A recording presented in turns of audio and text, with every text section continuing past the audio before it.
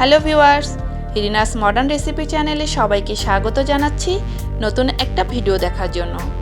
আজকে আমি তৈরি করে দেখাবো মুরগির মাংসের ভুনা রেসিপি। আমি বাসায় নরমালি যেভাবে এই রান্নাটি করে থাকি সেভাবেই আমি আজকে আপনাদেরকে মুরগি ভুনা রেসিপিটি করে দেখাবো। আশা করছি আমার আজকের এই ভিডিওটি আপনাদের কাছে ভালো লাগবে। তাহলে চলুন রেসিপিটির মূল স্টেপে চলে যাই।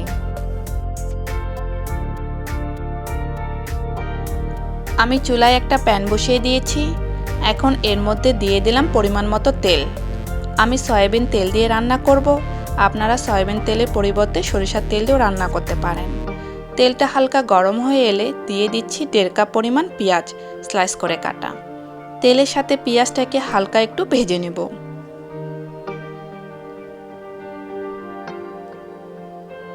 হালকা একটু ভেজে নিয়ে এখন এর মধ্যে অ্যাড করব কিছু গোটা গরম মশলা। আমি এখানে 2টা তেজপাতা, 5-6টা কালো গোলমরিচ, একটা কালো বড় এলাচ, 5টা সাদা ছোট এলাচ, 6টা লং, 2টা দারুচিনি নিয়েছি। এখন এই সব মশলাগুলো তেলের মধ্যে ঢেলে দিলাম। তারপর পেঁয়াজের সাথে মশলাগুলোকে একটু নেড়েচেড়ে মিশিয়ে দিচ্ছি। পেঁয়াজটাকে হালকা গোল্ডেন করে ভাজতে হবে, পুরোপুরি না। কিছু অংশ গোল্ডেন থাকবে আর কিছু অংশ সাদা থাকবে, তাই এটাকে এমনভাবে ভাজতে হবে যেন সাইডের পেঁয়াজগুলো গোল্ডেন হয়ে যায় আর মাঝখানের পেঁয়াজগুলো সাদা থাকে। এভাবে পেঁয়াজ ভাজা হয়ে গেলে অ্যাড করে দিতে হবে 2 টেবিল চামচ পরিমাণ আদা রসুনের পেস্ট। আদা রসুনের পেস্ট দেওয়ার পরে কিছুক্ষণ তেলের সঙ্গে এভাবে ভেজে নিতে হবে। তাহলে আদা রসুনের যে কাঁচা গন্ধ রয়েছে সেটা চলে যাবে। মশলা খুব ভালোভাবে কষাতে হবে। অনেক সময় কষানোর উপরেও কিন্তু নির্ভর করে যে আপনার খাবারটা কতটা টেস্ট হবে। আদা রসুনের যে কাঁচা স্মেল আছে সেটা চলে যাওয়ার পর দিয়ে দিচ্ছি একটা মিডিয়াম সাইজের টমেটো।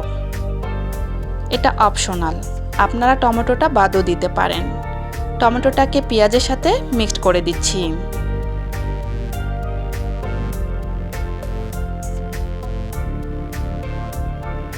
কিছুক্ষণ মিক্সড করে নিয়ে সামান্য পরিমাণ পানি দিয়ে দিলাম। এতে করে টমেটোটা সুন্দরভাবে গলে যাবে। আর এর মধ্যে আমি কিছু গুঁড়া মশলা ব্যবহার করব, যাতে মশলাগুলো নিচের দিকে পুড়ে না যায়।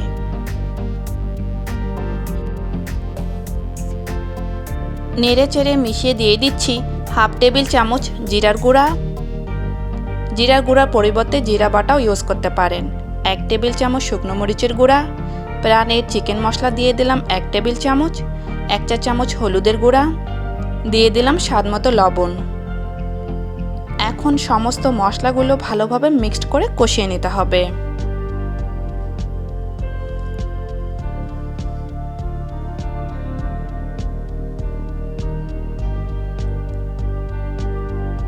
আমি পরিমাণ মতো পানি দিয়ে আবারও মিক্সড করে নিচ্ছি। পানির সাথে ভালোভাবে মশলাগুলোকে কষিয়ে নিতে হবে।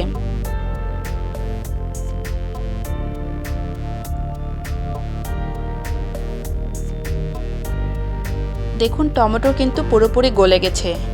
এভাবে বেশ কিছুক্ষণ মশলাগুলোকে কষিয়ে নিতে হবে। যখন দেখবেন যে মশলা থেকে পানি টেনে যাবে আর মশলাগুলো থেকে তেল ছেড়ে দিবে, সেই পর্যায়ে অ্যাড করে দিতে হবে চিকেন। আমি 1.5 কেজি পরিমাণ চিকেন নিয়েছি। চিকেনগুলোকে ভালো করে পরিষ্কার করে ধুয়ে পানি ঝরিয়ে নিয়েছি। এখন এই চিকেনগুলোকে মশলার মধ্যে ঢেলে দিলাম। মশলার সাথে মুরগির মাংসগুলোকে খুব ভালোভাবে মিক্সড করে দিচ্ছি। এই পর্যায়ে চুলার তাপটা হাই ফ্লেমে রেখে এটাকে কষিয়ে নিতে হবে।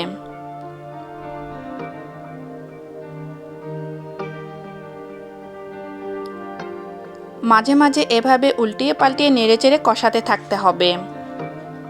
খুব ভালোভাবে মুরগির মাংসটাকে কষিয়ে নিতে হবে মশলার সাথে।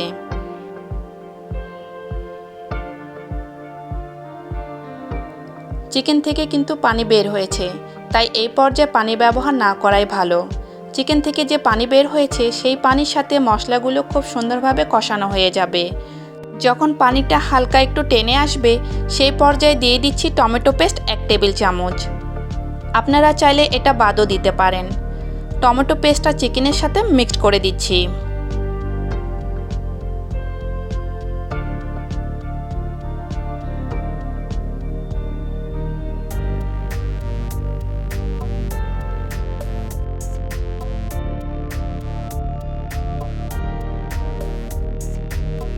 চিকেনগুলো মশলার সাথে সুন্দরভাবে কষানো হয়ে গেছে,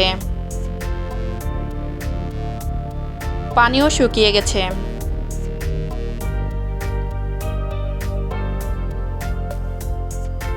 যখন চিকেন আর মশলা থেকে তেল ছেড়ে দিবে ওই পর্যায়ে দিয়ে দিচ্ছি পরিমাণ মতো পানি। আপনারা যদি ঝোলের পরিমাণটা বেশি রাখতে চান তাহলে সেক্ষেত্রে পানির পরিমাণটা বাড়িয়ে নিতে পারেন। পানিটা দিয়ে চিকেনের সাথে মিক্সড করে দিচ্ছি।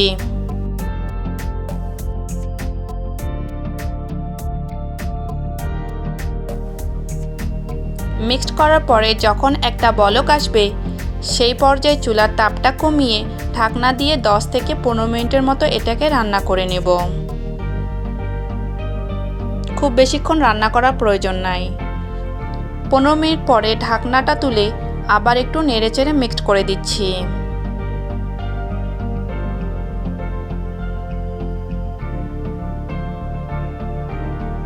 চিকেন কিন্তু সিদ্ধ হয়ে গেছে, পানিও অনেকটাই শুকিয়ে গেছে। সবশেষে দিয়ে দিচ্ছি 1 চা চামচ গরম মশলার গুঁড়া আর ধনিয়া পাতা কুচি।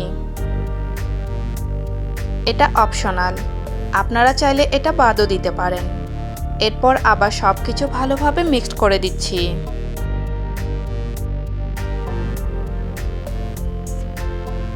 দেখতেই পাচ্ছেন আমার রান্নাটা হয়ে গেছে আর কালারটাও দেখতে কত সুন্দর হয়েছে। আমি চুলার তাপটা বন্ধ করে দিচ্ছি। আমার আজকের রেসিপি যদি আপনাদের কাছে ভালো লেগে থাকে তাহলে ভিডিওতে লাইক দেবেন আর বাসায় ট্রাই করলে অবশ্যই কমেন্ট করে জানাবেন আপনাদের কাছে কেমন লেগেছে। আর সম্ভব হলে অবশ্যই ভিডিওটি আপনার ফ্যামিলি এবং ফ্রেন্ডসদের সঙ্গে শেয়ার করবেন।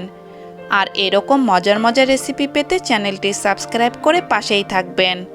আজকে এই পর্যন্ত, আল্লাহ হাফেজ।